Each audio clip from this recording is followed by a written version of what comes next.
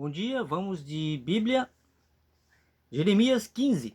Ontem eu fiz os últimos versículos, né? Fiz em 2 vídeos, Jeremias 14, que possui 22 versículos. Eu falei no vídeo que havia 21, mas são 22. É que fiz à noite e sem óculos de leitura é complicado. Extraviou meu óculos de leitura e eu tô sem óculos para leitura.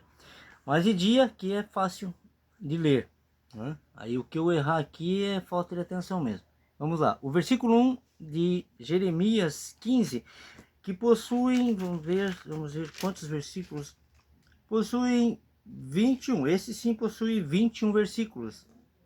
Vamos fazer em 2 vídeos, né? Os primeiros 10 versículos, primeiro aqui, primeiramente os 10 versículos, depois os 11 restantes. Começa assim em Jeremias 15. Disse-me, porém, o Senhor, ainda que Moisés e Samuel se pusessem diante de mim, não seria a minha alma com esse povo. Tá irado Deus, né? Dias atuais. E todo mundo está adormecido, né? Poucas pessoas estão despertas. Bem assim. Século 21. Esqueceram-se de Deus. Lança-os de diante de mim, lança-os de diante de minha face e saiam. O segundo versículo fala assim: e será que quando te disserem para onde iremos, dir-lhe-ás, assim diz o Senhor, os que são para a morte, e os que são para a espada, para a espada. E os que são para a fome, e os que são para o cativeiro, para o cativeiro. O terceiro versículo fala assim: porque os visitarei com 4 gêneros de males. 4 gêneros de males. Diz o Senhor: com espada para matar, e com cães para os arrastarem, e com as aves dos céus e os animais da terra para os devorarem e destruírem. Será que Deus está irado? Aqui a gente lê Jeremias milenar, mas serve para os dias de hoje. Não precisa ser exatamente como está aqui, mas olha as guerras que estão acontecendo,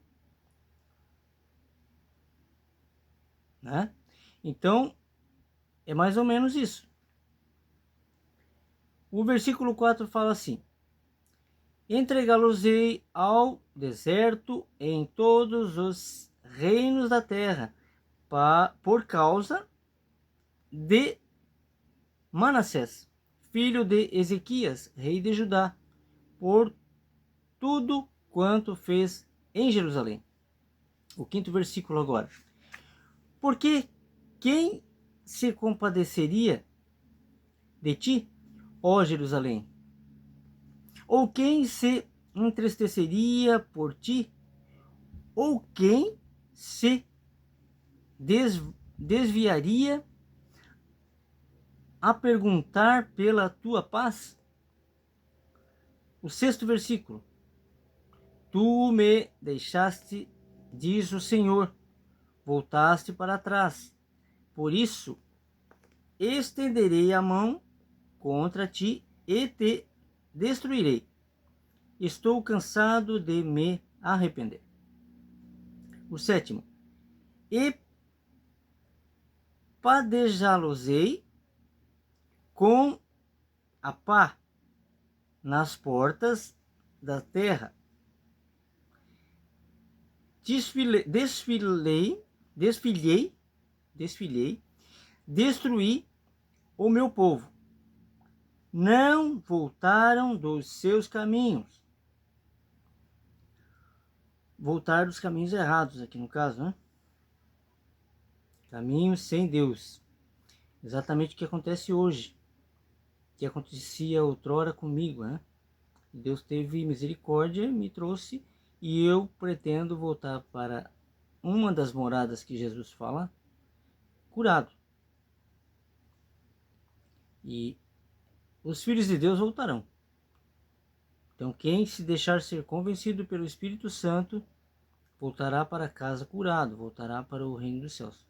Mas tem gente que pensa que é eterno nesse plano. Pensa que vai viver eternamente. Vai viver, mas aqui nesse plano ninguém vai viver eternamente. Então, Jesus falou para fazer coisas para o reino, fazer coisas eternas, onde a traça não rói e nem o ladrão rouba. Coisas do alto, né? E não juntar riquezas na terra. Essa passagem é muito mal interpretada. Jesus não está falando para você ser pobre. É um erro de interpretação. Mas ter amor ao dinheiro, amar mais ao dinheiro do que a Deus. Quem ama a sua vida nessa terra não ama a Deus. Ele também falou isso. Então vamos lá. O 8º versículo. As suas viúvas mais se multiplicam do que as areias dos mares. As suas viúvas mais se multiplicam do que as areias dos mares. Trouxe ao meio-dia um destruidor sobre a mãe dos jovens. Fiz que caísse de repente sobre ela e enchesse a cidade de temores. O 9º versículo, agora é penúltimo desse vídeo, fala assim: a que dava à luz, 7 se enfraqueceu. Expirou a sua alma, pôs-se o seu sol, sendo ainda de dia. Ela confundiu-se e envergonhou-se, e os que ficaram dela, ou melhor, os que ficarem dela, eu os entregarei à espada, diante dos seus inimigos, diz o Senhor. Vamos ver se aqui acaba o 10º versículo. Vamos lá. É isso mesmo. Agora o 10º versículo aqui. Ai de mim, minha mãe, porque me deste à luz, homem de rixa e homem de contenda para toda a terra. Nunca lhes emprestei com usura, nem eles me emprestaram a mim com usura. E todavia cada um deles me amaldiçoa. Então é isso. Deus está irado, né? E nos dias de hoje, né, da mesma forma, aqui nós estávamos lendo Jeremias, mas olha só, vamos falar agora a respeito do que está acontecendo, né? Guerras, rumores de guerra, né? Discórdia por todo mundo, por conta de bens materiais, por conta de poder.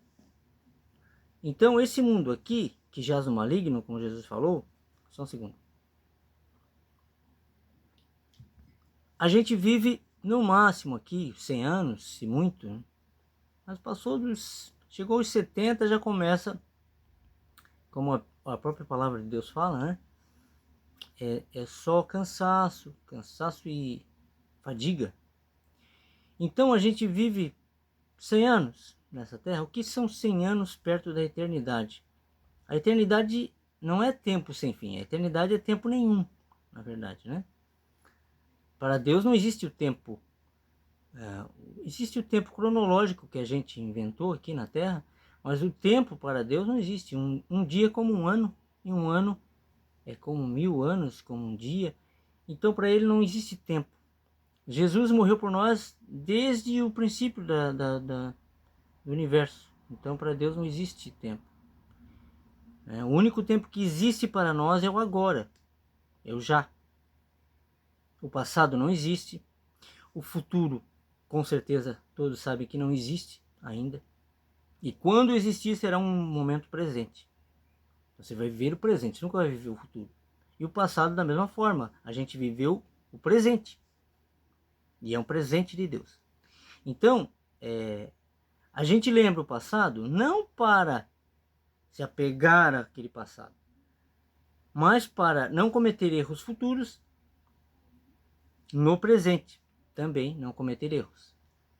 Então, a gente precisa não se apegar ao passado, mas lembrar, né? Lembrar da infância, pois nós, como Jesus falou, teremos que ser como criança. Então a gente lembra e tal, mas não para sofrer, para se alegrar. E o futuro não se deve pensar, pois não aconteceu ainda, e quando acontecer, como já falei, será o momento presente. Ok? Então, a eternidade é tempo nenhum. E a respeito da eternidade, do tempo nenhum e do agora, agora nós precisamos despertar. Despertar para as coisas que existem e deixar de lado aquilo que não existe. Mudar, transformar nosso condicionamento mental. E só quem faz isso, mental e espiritual, é o Espírito Santo. Então é preciso deixar ele entrar e nos convencer, para que a gente abandone templo religioso, templo de pedra, eu tô falando. O templo somos nós, entendeu? Então não tem como você ir à igreja, não tem como você sair de você. Tá entendendo? O templo somos nós, cada um de nós. Jesus falou: destrua esse templo, derruba esse templo e eu reerguerei em 3 dias, sua ressurreição. Mas também estava falando do templo de pedra que ele era contra. Pois lá, como hoje, havia comércio. Então você entra num templo somos nós, mas entra nessas casas religiosas e eles pedem dízimo, oferta, e você lê na Bíblia, você não vê uma frase sobre isso. Quando você vê falar de, ou você lê falar de templo, está falando do tabernáculo, e do erro de Davi ao ter incumbido Salomão a fazer um templo que Deus não disse para não fazer. O templo seria dado por ele, não Davi dar templo para Deus.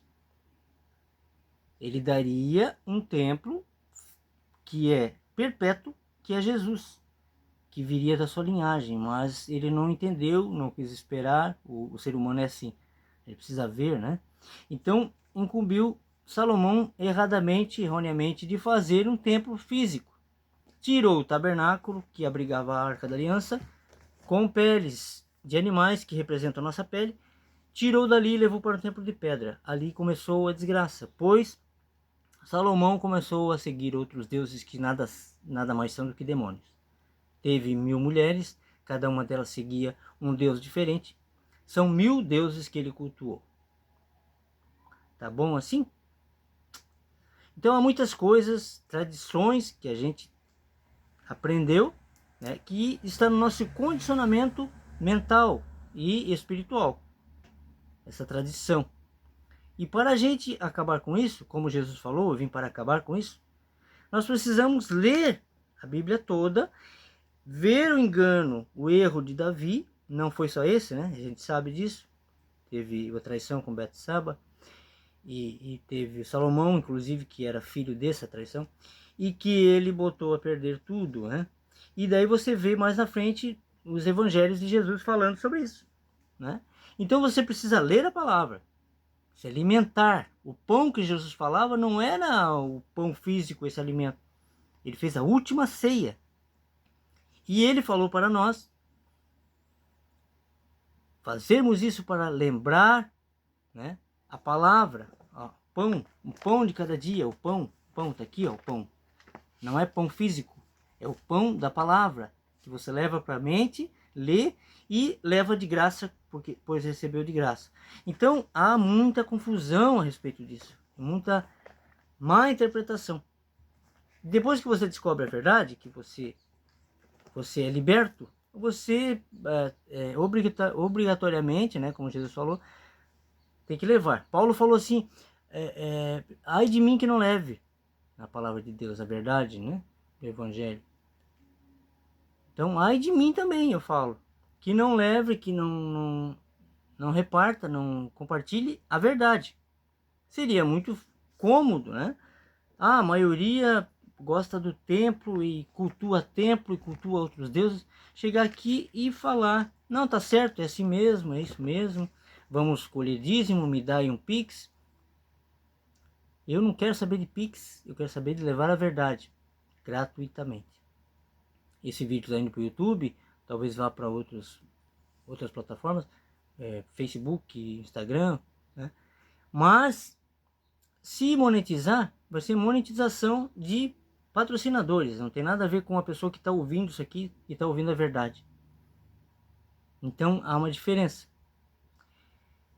Então é isso que eu queria passar, ok? Lemos então Jeremias, vamos lá, recapitular aqui, Jeremias